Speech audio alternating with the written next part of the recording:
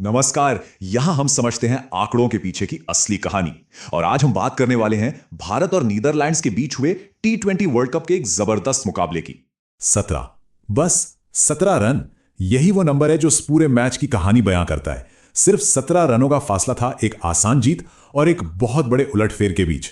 मतलब मुकाबला कितना टक्कर का था, इसका अंदाजा यहीं से लग जाता है। तो सीन था नरेंद्र मोदी स्टेडियम का।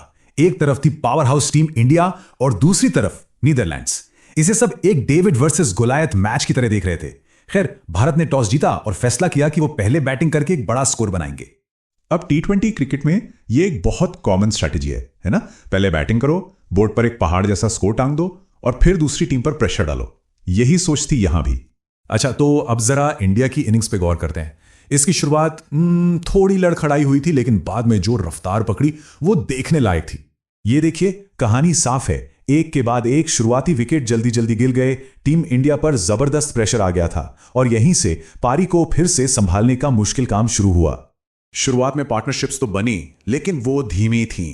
पारी को बस संभाल ही रही थी। लेकिन फिर क्रीज पर आए शिवम दुबे और हार्दिक पांड्या, और इन दोनों ने जो किया उसने मैच का मोमेंटम ही बदल दिया। देखिए, सिर्फ 35 गेंदों में 76 रन।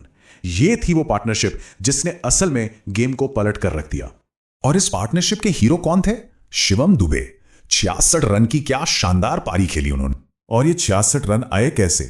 6 गगनचुंबी छक्कों के साथ पावर हिटिंग का जबरदस्त नजारा था। अब इस नंबर पर गौर कीजिए, 212.90 का स्ट्राइक रेट। इसका सीधा सा मतलब है कि वो हर एक गेंद पर 2 से भी ज्यादा रन बना रहे थे। T20 में यह बिल्कुल असाधारण है। तो दुबे और पंड्या की इसी तूफानी बल्लेबाजी की वजह से इंडिया ने बोर्ड पर लगा दिए 193 रन। नीदरलैंड्स के सामने अब एक बहुत बहुत मुश्किल टारगेट था। तो ठीक है, इंडिया ने अपना काम कर दिया। अब बारी थी नीदरलैंड्स की। देखते हैं कि इस बड़े स्कोर का पीछा उन्होंने कैसे किया।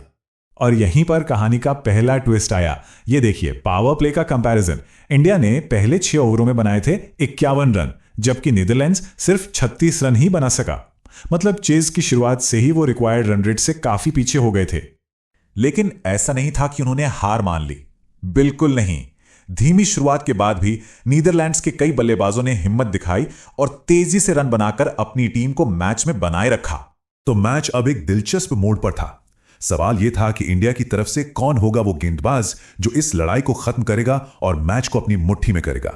और जवाब मिला वरुण चक्रवर्ती के रूप में। ये थे असली गेम चेंजर। जरा उनके आंकड़े देखिए। 3 ओवर में सिर्फ 14 रन दिए और 3 सबसे जरूरी विकेट चटकाए। 4.70 की इकोनॉमी। T20 में ये कमाल है। इसी स्पेल ने नीदरलैंड्स के चेस की कमर तोड़ दी। तो आखिर में ये मैच जीता और हारा कहां गया?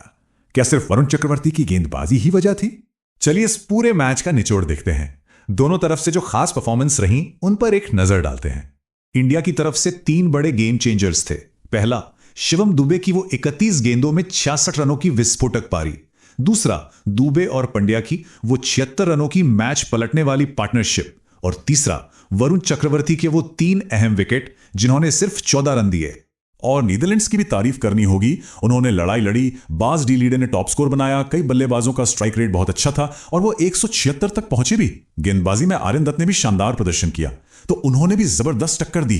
तो आखिर में सवाल यही बचता है, क्या ये इंडिया के लिए बस एक और जीत थी या फिर एक उभरती हुई टीम की तरफ से एक चेतावनी थी कि अब उन्हें हल्के में लेने की गलती कोई नहीं कर सकता। इस मैच का नतीजा शायद सिर्फ स्कोर कार्ड से कहीं ज्यादा बड़ा है।